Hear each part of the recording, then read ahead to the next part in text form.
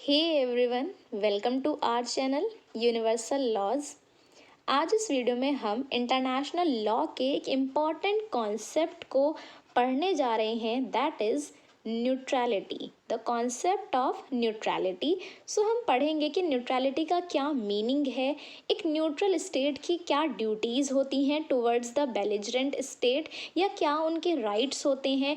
Neutrality से related कोई important क्या केस लॉ इस तरह का है, या फिर हम ये भी देखेंगे कि कौन कौन सी स्टेट्स हैं जो कि न्यूट्रल रहती हैं। So do watch this video till and. देखिए, सबसे पहले आपको पता होना चाहिए कि ये जो टर्म है न्यूट्रलिटी, इसका मीनिंग क्या है, न्यूट्रलिटी का मतलब क्या होता है।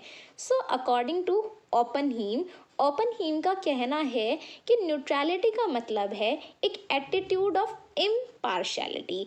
इम्पार्शियलिटी मीन्स जहाँ पर आप पार्शियल नहीं हैं, आप किसी भी पार्टी के साथ इन्वॉल्व नहीं हैं, and this is adopted by the third states towards the belligerent states। so आपको पता होना चाहिए the meaning of this term कि belligerent का मतलब क्या होता है। सो बेलिजरेंट स्टेट्स का मतलब है वो स्टेट्स जो कि किसी भी तरह से वॉर में इन्वॉल्व्ड हैं, जहाँ पर युद्ध एक तरह से चल रहा है। फॉर एग्जाम्पल, अभी आप ग्लेयरिंग एग्जाम्पल ले सकते हैं regarding the conflict of Ukraine and Russia. सो हम इन्हें क्या कहेंगे, बेलिजरेंट स्टेट्स कहेंगे, ऐसी स्टेट्स जो कि आपस में वॉर में एक तरह से इन्वॉल्व्ड हैं। और ऐसी सिचुएशन में जो भी थर्ड स्टेट्स हैं, मींस बचे हुए जो भी नेशंस हैं, उनका जो एटीट्यूड है, यदि वो इम्पार्शियल है कि ना ही वो यूक्रेन के साथ है ना ही वो रशिया को सपोर्ट कर रहे हैं, तो ऐसी जो भी स्टेट्स हैं उन्हें कहा जाएगा कि वो न्यूट्रल स्टेट्स हैं, मतलब वो न्यूट्रलिटी को अडॉप्ट कर रही हैं। ओके, सो आई होप आपको समझ आया होगा कि न्यूट्रलिटी का मतलब है जहाँ पर आप पूरी तरह से न्यूट्रल हैं, ना ही आप किसी भी स्टेट का साथ नहीं दे रहे हैं। देखिए, कुछ एसेंशियल एलिमेंट्स देखते हैं। Neutrality is an attitude of impartiality, कि जो भी स्टेट्स जो कि युद्ध में हैं या जहाँ पर वॉर चल रही है, आप उसके साथ इम्पार्शियल हैं, ना ही आप किसी भी स्टेट की तरफदारी नहीं कर रहे हैं, उन्हें सपोर्ट नहीं कर रहे हैं। अब न्यूट्रलिटी के फ़ायदे क्या हैं, मतलब न्यूट्रल अगर आप रह रहे हैं तो क्या उसका बेनिफिट हो सकता है, न्यूट्रलिटी के कॉन्सेप्ट से इंटरनेशनल लॉ में क्या फ़र्क पड़ता है। So first thing is it लोकलाइजेज war.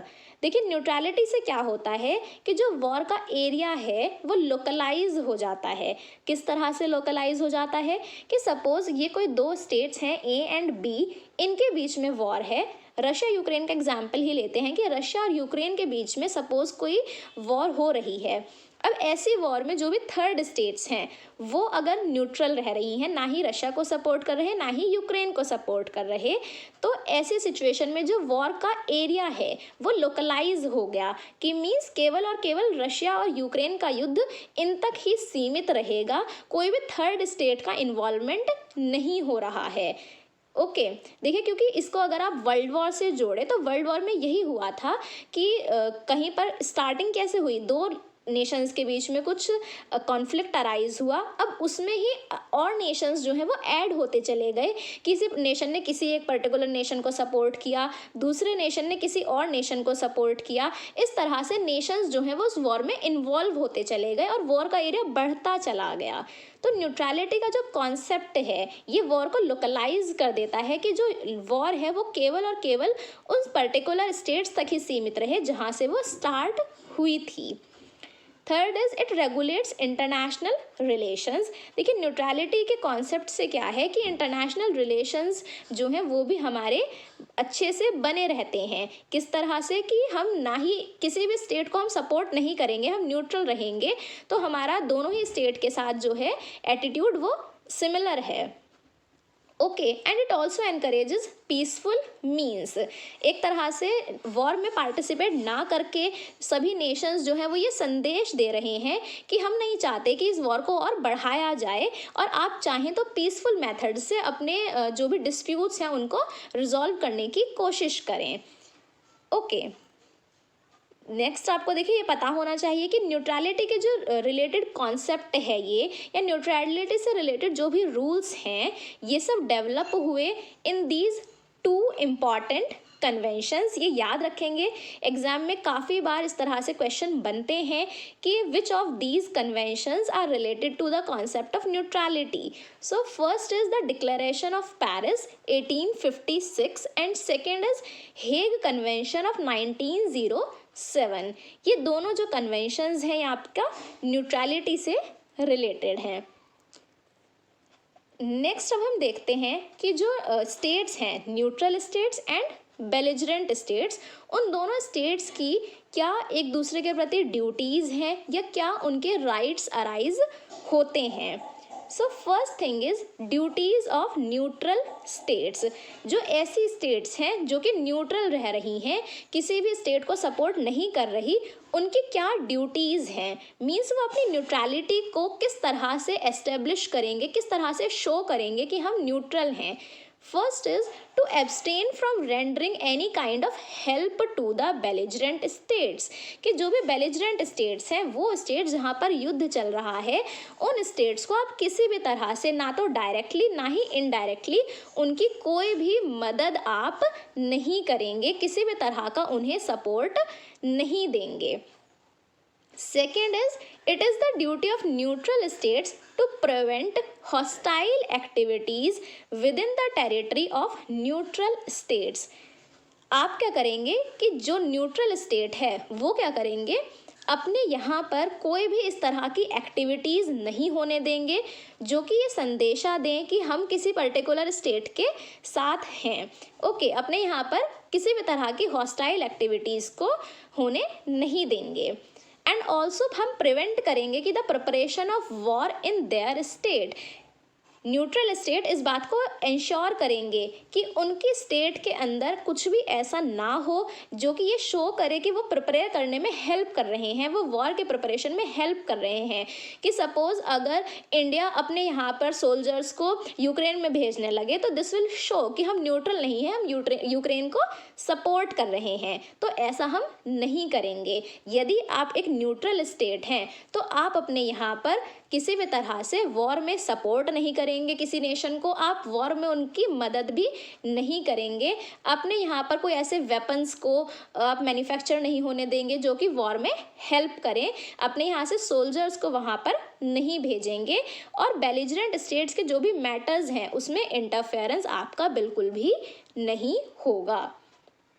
Okay, इसी सबसे आप ये शो करेंगे कि आप न्यूट्रल हैं।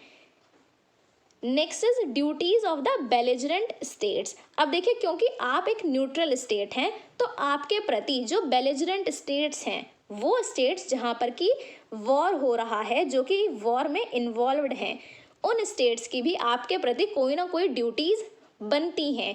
क्या ड्यूटीज़ बनती हैं कि वो आपके जो भी एम्बेसडर्स हैं, जो कि दूसरे स्टेट में एम्बेसडर्स हैं, उन एम्बेसडर्स को, या फिर अगर आपके सिटीजन्स वहाँ पर हैं, फॉर एग्जांपल इंडिया के जो स्टूडेंट्स हैं वो यूक्रेन में अभी पढ़ रहे हैं, काफ़ी स्टूडेंट्स वहाँ जाते हैं पढ़ने के लिए, तो जो वहाँ पर आपके सिटीजन्स हैं उनके साथ किसी भी तरह का बैड ट्रीटमेंट नहीं किया जाएगा बाय द बेलिजरेंट स्टेट्स। यानी दोनों स्टेट से, ना ही यूक्रेन की तरफ से ना ही रशिया की तरफ से, किसी की भी तरफ से कोई भी न्यूट्रलिटी का जो न्यूट्रल स्टेट है उनके सिटीजन्स के साथ किसी भी तरह का बैड ट्रीटमेंट नहीं होगा।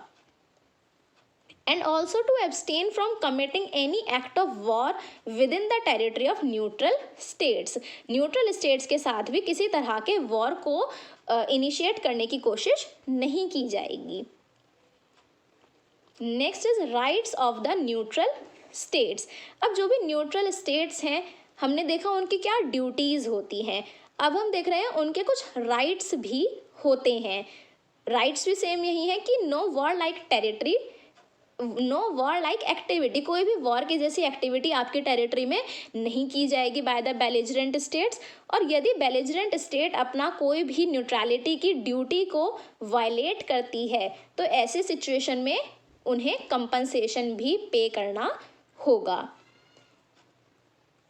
Similarly this is also the right of belligerent states. जो बेलिजरेंट स्टेट्स हैं उनका भी ये अधिकार है कि वो भी कंपनसेशन रिसीव कर सकती हैं यदि किसी ऐसी स्टेट जो कि न्यूट्रल है पर वो स्टेट अपनी ड्यूटीज़ को फॉलो नहीं करती है, अपनी न्यूट्रलिटी की जो भी ड्यूटीज़ हैं उनको अगर वो कॉन्ट्रावीन करती है, वायलेट करती है, तो ऐसी सिचुएशन में न्यूट्रल स्टेट इज़ लायबल कि वो कंपनसेशन पे करें टू द बेलिजरेंट स्टेट्स। देखिए यहाँ पर एक इम्पॉर्टेंट केस आप पढ़ेंगे, that is Alabama claims arbitration case of 1872। इसको भी इम्पॉर्टेंट मार्क करें, कई बार केस लॉ से रिलेटेड भी क्वेश्चन एग्जाम्स में आते हैं। सो देखिए इस केस में क्या हुआ था, in civil war of America में जब सिविल वॉर चल रही थी तो वहाँ पर ब्रिटेन न्यूट्रल था, बट अपनी न्यूट्रलिटी को वॉयलेट करते हुए ब्रिटेन ने क्या किया, अपने यहाँ पर कुछ डिस्ट्रॉयर्स को, कुछ इस तरह के वेपन्स वगैरह को मैन्युफैक्चर होने दिया। मतलब उनको पता था कि उनके यहाँ पर डिस्ट्रॉयर्स मैन्युफैक्चर हो रहे हैं और उन्होंने ये काम होने दिया अपनी टेरिटरी में। ऐसा करके उन्होंने क्या किया, न्यूट्रलिटी को वायलेट किया, और क्योंकि उन्होंने अपनी न्यूट्रलिटी को वायलेट किया इसीलिए ब्रिटेन को वॉज हेल्ड लायबल कि वो कंपनसेशन पे करेंगे टू अमेरिका। ओके,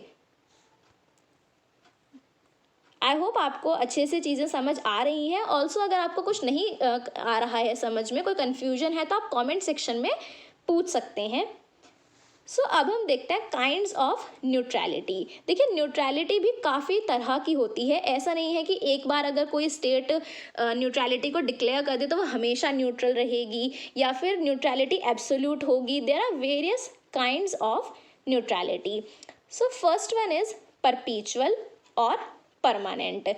जैसा कि नाम से ही समझ आ रहा है परमानेंट, तो परमानेंट न्यूट्रलिटी का मतलब है जहाँ पर कोई भी एक स्टेट अपने आप को न्यूट्रल डिक्लेयर करती है with the help of an international treaty. कोई इंटरनेशनल ट्रीटी को साइन करके यदि कोई स्टेट अपनी न्यूट्रलिटी को एक्सप्लेन करती है, उसको बताती है, then this is a permanent neutrality. Next is partial neutrality. Partial से ही समझ आ रहा है कि पार्शियल का मतलब है जहाँ पर जो स्टेट है वो पूरी तरह से न्यूट्रल नहीं है, केवल उसका कोई पार्ट न्यूट्रल होता है।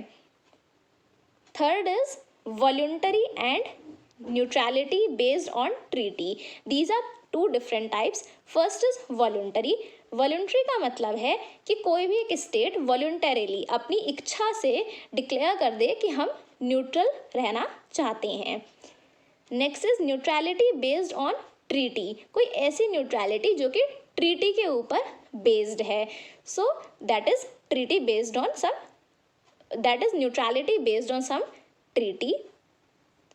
नेक्स्ट इज परफेक्ट और क्वालिफाइड न्यूट्रलिटी। देखिए परफेक्ट का मतलब क्या है, जब कोई स्टेट कंप्लीटली इम्पार्शियल है, that is a perfect neutrality. और क्वालिफाइड न्यूट्रलिटी का मतलब है कि यदि कोई स्टेट जनरली तो न्यूट्रलिटी को फॉलो करती है लेकिन उन्होंने बेलिजरेंट स्टेट के साथ कोई इस तरह की ट्रीटी को साइन किया है या किसी पर्टिकुलर ऑर्गेनाइजेशन के यदि वो मेंबर हैं और उस ऑर्गेनाइजेशन के मेंबर होने की वजह से या उस ट्रीटी को साइन करने की वजह से उनकी ये ड्यूटी क्रिएट हो जाती है कि वो बेलिजरेंट स्टेट का साथ दें, that is called as a qualified neutrality.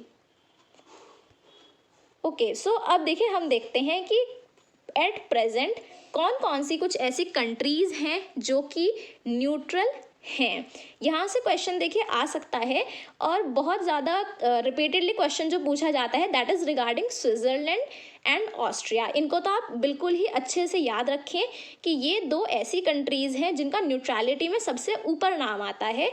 कि अगर आप जनरली न्यूट्रलिटी का कॉन्सेप्ट पढ़ेंगे तो स्विट्ज़रलैंड के बारे में ज़रूर क्वेश्चन बार बार बनता है। सो वन बाय वन हम देखेंगे थोड़ा ब्रीफ में कि किस तरह से ये स्टेट्स न्यूट्रल हैं। सो फर्स्ट इज ऑस्ट्रिया। देखिए ऑस्ट्रिया के बारे में हम बात करें तो ऑस्ट्रिया में क्या किया गया, एक डिक्लेरेशन किया गया, that is declaration of neutrality in year 1955। Okay 1955 में इन्होंने क्या किया, ये डिक्लेयर किया कि हम न्यूट्रल रहना चाहते हैं। Next is Costa Rica. Costa Rica ने 1949 में अपनी मिलिट्री को डिसॉल्व करके न्यूट्रलिटी को डिक्लेयर किया। Next is Finland. फिनलैंड इन 1956 में न्यूट्रल हुआ। नेक्स्ट इज आयरलैंड की अगर हम बात करें तो आयरलैंड भी क्या करता है, न्यूट्रलिटी के कॉन्सेप्ट को फॉलो करता है after the period of second world war. Second world war के बाद से ही इन्होंने डिसाइड किया कि हम न्यूट्रल रहेंगे। Next is Japan.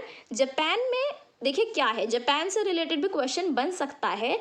जापान का जो कॉन्स्टिट्यूशन है वहीं पर एक आर्टिकल है, that is article 9। Okay article 9 जो है इनके कॉन्स्टिट्यूशन का, वो क्या कहता है कि जापान जो है वो पार्टिसिपेट नहीं करेगा in any kind of Wars. एक तरह से फॉरबिड कर रहे हैं ये अपने आप को कि हम वॉर में इन्वॉल्व नहीं होंगे। लेकिन स्टिल यहाँ पर ऐसा नहीं है कि मिलिट्री ही नहीं है, मिलिट्री यहाँ पर है, क्योंकि सेल्फ डिफेंस भी एक चीज़ होती है कि अगर इनके अगेंस्ट कुछ इस तरह का होता है तो ये अपने आप को डिफेंड तो करेंगे। ओके तो सेल्फ डिफेंस के लिए यहाँ पर मिलिट्री एग्जिस्ट करती है, लेकिन कॉन्स्टिट्यूशन इनका प्रोहिबिट करता है, जापानीज़ कॉन्स्टिट्यूशन, कि ये वॉर में पार्टिसिपेट नहीं करेंगे।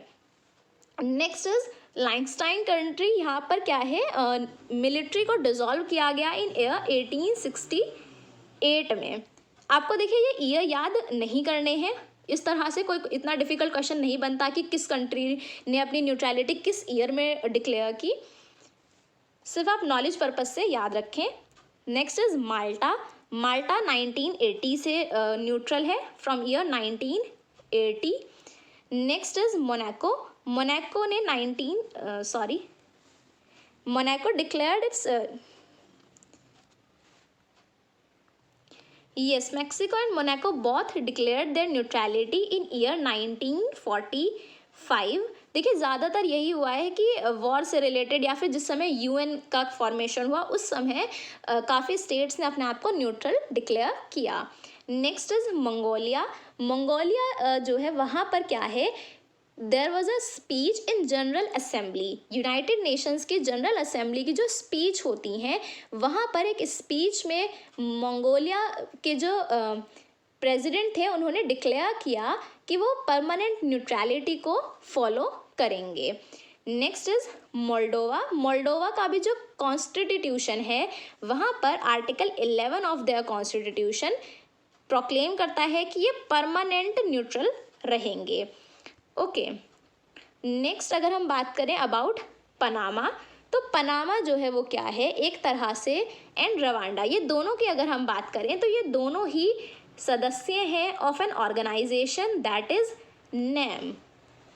सुना होगा आपने नाम ये, that is non alignment movement. Non alignment movement का मतलब क्या है कि हम अलाइन नहीं होंगे किसके साथ, ना ही हम यूएसएसआर के साथ अलाइन होंगे, ना ही हम यूएसए के साथ कोई अलाइनमेंट बनाएंगे, हम पूरी तरह से न्यूट्रल रहेंगे। सो नॉन अलाइनमेंट मूवमेंट से रिलेटेड ये दोनों मेंबर्स हैं, इसीलिए ये भी न्यूट्रलिटी को फॉलो करते हैं।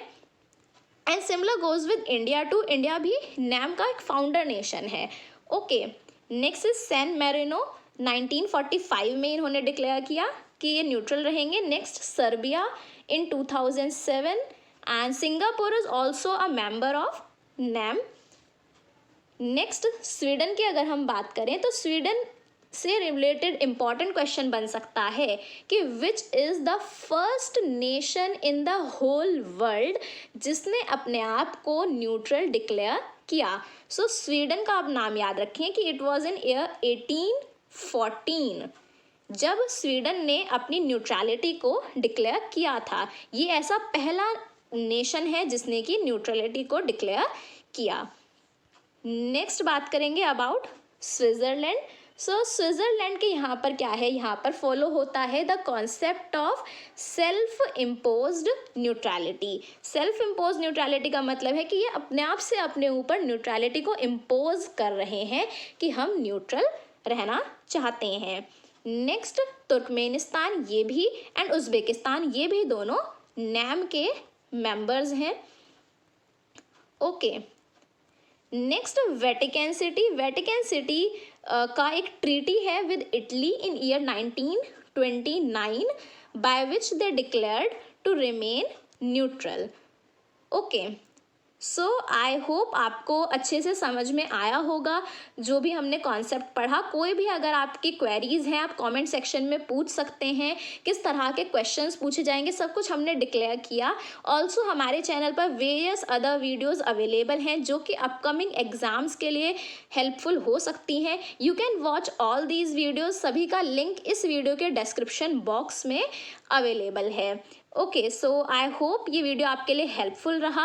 अगर आपको ये बिल्कुल भी हेल्पफुल लगा हो so do hit the like button, do press the bell icon and subscribe our channel, ताकि आपको सभी अपकमिंग वीडियोस के नोटिफिकेशन जो हैं वो टाइम टू टाइम मिलते रहें। ऑल्सो आप हमें टेलीग्राम चैनल पर भी फॉलो कर सकते हैं, वहाँ पर बहुत से PDF नोट्स भी अवेलेबल हैं। So thank you, stay tuned with us, happy learning.